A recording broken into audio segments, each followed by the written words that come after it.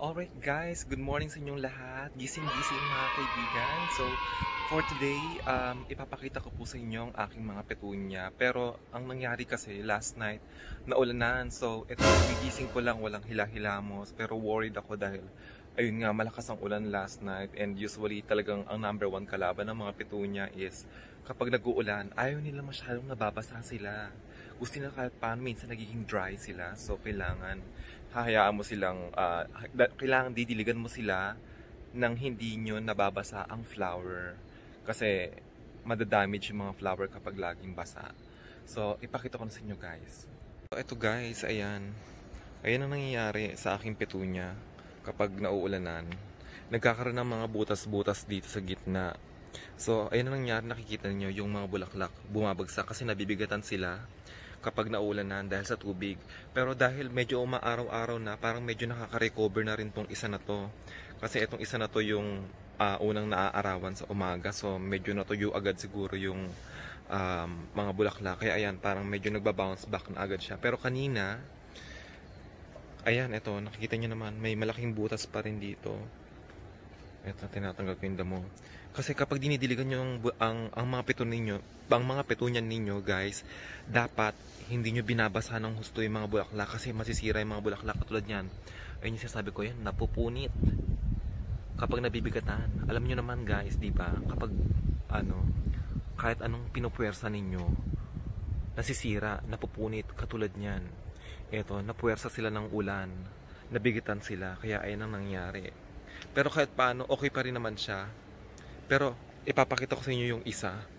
Ito, nag-uumpisa pa lang siyang maarawan. At nakita nyo na agad, ayan, di ba? Butas. May butas agad siya. So, ang pangit tignan pag ganyan na nagkakaroon ng uka-uka ang aking petunia. Pero, ang number one dahilan din dyan kasi masyado na silang lumaki. Tas ang tendency syempre ayan ang pinaka main stem nila, papalabas sa pababa. So ayan sa baba, ang ganda, bongga sa gilid. 'Di ba?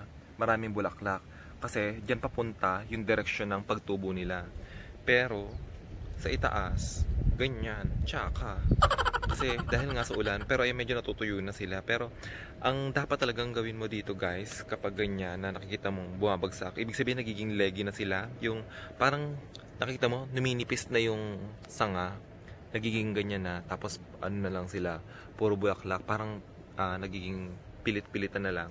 Pero since magpapasko kasi, so hahayaan ko muna na maging ganyan. Tsaka mukha pa rin naman silang fresh, siguro konting usog-usog na lang, iusog-usog ko na lang yung mga sanga-sanga mamaya pag hindi na masyadong mabigat para magmukhang bago. Kasi magpapasko, magkakaroon kami ng mga bisita, syempre. Gusto ko mukha pa rin silang presentable. So, ito pa yung isa, yan, nakita nyo agad, may uka agad dito. So, ganyan ang nangyayari. Pero ito nakaka-recover na agad kasi nakakakuha agad to ng sunlight sa umaga. So, natuyo agad siguro.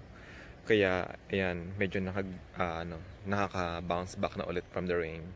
Pero ito, ang ganda nito. Ito yung isa kong super tunya. Tatlo pala silang nandito. Ngayon ko napansin. Meron akong super tunya Lovey-Dovey. Ayan ang tawag dyan. So, ayan.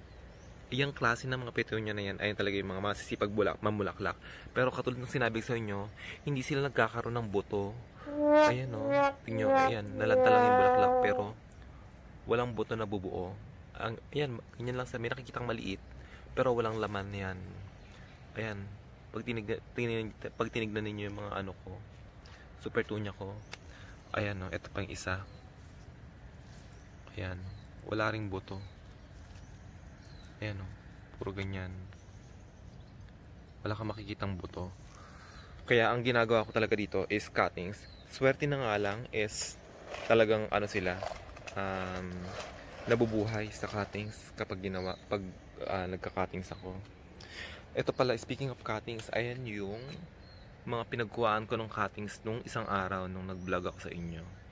So, kita nyo naman, hindi masyadong namumulaklak na ito, pero ito, may naiwan dito na hindi ko nagupitan. So, hopefully, makarecover din to very soon. Pero ito, super bina, ang ganda, namulaklak. Itong isa, namumulaklak pa rin, kasi ito yata hindi ko masyadong nakuhaan ng cuttings. Kasi, nagandahan ako daming niya pa rin bulaklak.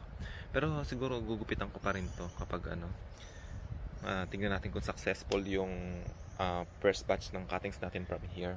I-update ko rin pala kayo sa susunod na vlog ko tungkol dun sa mga cuttings na ginawa ko. So yan, ang tsaka Anyway, ito pa yung isa. Pero ito naman, naarawan din ito na agad sa umaga. So, mukhang naka-recover na rin. Pero ayan, sinasabi ko sa inyo guys, tingnan nyo chumatsaka kapag naulanan. Ayan, bumabagsak yung mga bulaklak, nabibigatan sa tubig ulan. Pero, ayan nga, unfortunately guys, itong klase ng petunia ko na to, hindi sila nagkakaroon ng mga boto. Ito pala yung isa kong ito pala yung pinaka parent ng mga petunia ko. Ito yung parent ng mga pink ng mga yan. Yung tatlong yan. Yan ang nanay nila. So, ito magto 2 years na rin to. So hanggang ang maximum life yata ng usually 2 taon ang tinatagal ng petunia. Ay, sandali, may helicopter. May helicopter guys kanina. Ayan, narinig niyo pa rin siguro. Okay, so going back here. Ayan, medyo nalalanta na tong isa na to. Matagal na rin kasi siya, matanda na rin siya. And besides, siguro dahil isa na rin sa mga reason, kumonti na yung bulaklak nito eh. Kasi hindi sila nauulanan hindi sila aarawan ng husto dahil nasa ilalim ng bubong. Kaya yan guys, kumonti na yung bulaklak niya. So, ito yung pinagupitan ko rin isang araw. Yung Super Tunya Bordeaux. So, okay naman siya. Mukhang hindi naman masyadong nag-suffer sa ulan. Ito rin yung isa. So, mukhang okay din naman sila. Kaya, hayaan ko nilang muna sila.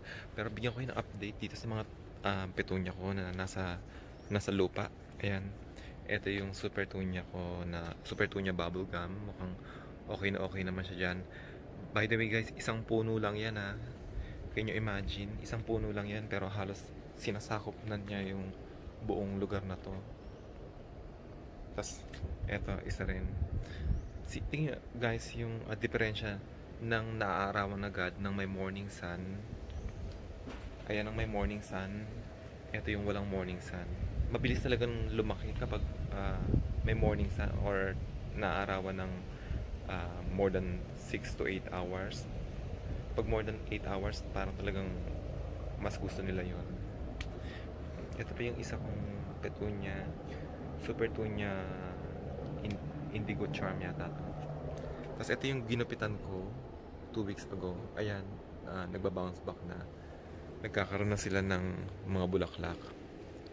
Tsaka tubo-tubo na may mga bagong usbong na rin. So ayan. Tapos ito pa yung iba. Ayan yung iba.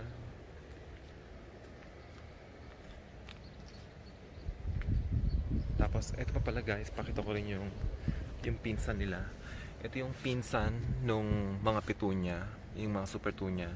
Ayan, naapektuhan din sila sa sobrang lakas ng ulan kagabi, nabasa ng husto. Kaya ayan, pero mukhang nagre-recover na rin kasi may mga kumbaga taas noong bulaklak na.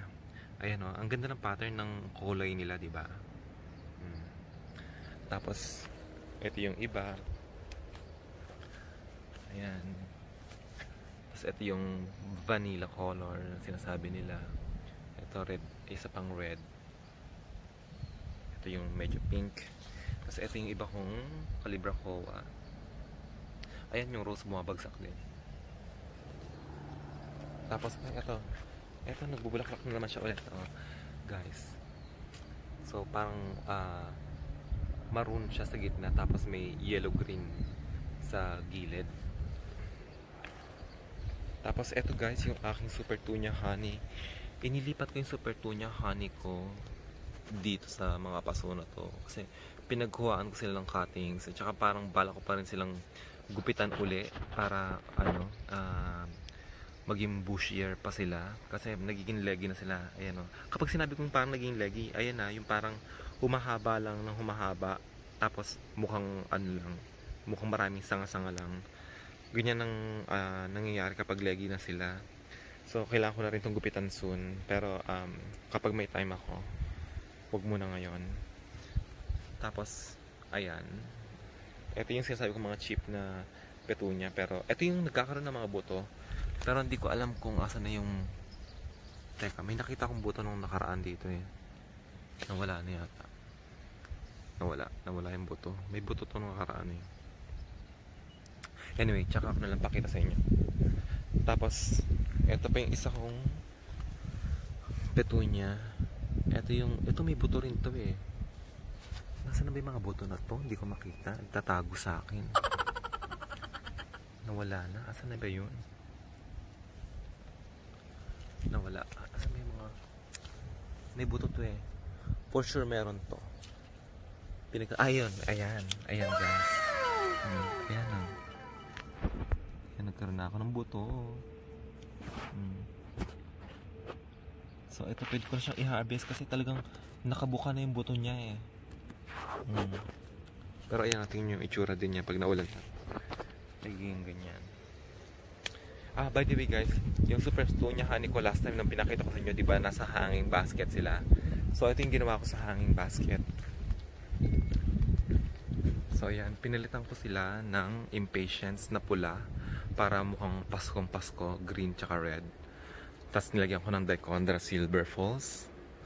So ayan, tanim ko rin yan from last year. So tsumaka siya last year kasi parang nalanta. Tapos ngayong this summer season, ayan, bumubongga sila uli. Dalawa yan. So sa tapat ng pintuan namin papuntang lounge.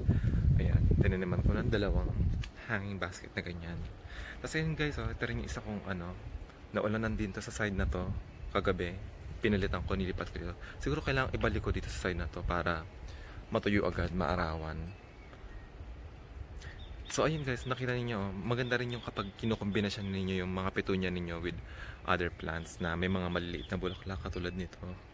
Maganda siyang tignan. So, yun lang muna ngayon guys. And yun lang, advice ko lang sa inyo, sana wag nyo masyadong, kung maiiwasan yung wag maulanan yung mga halaman ninyo. Wag nyo paulanan.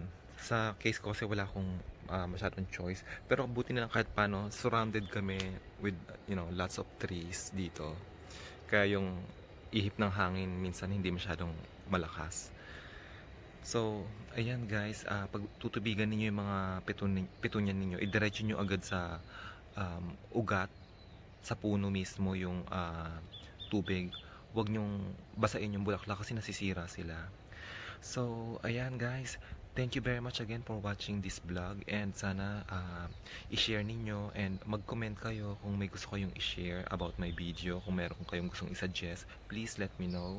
And I'm very happy and very willing to listen at mag-reply ako for sure sa mga comment ninyo.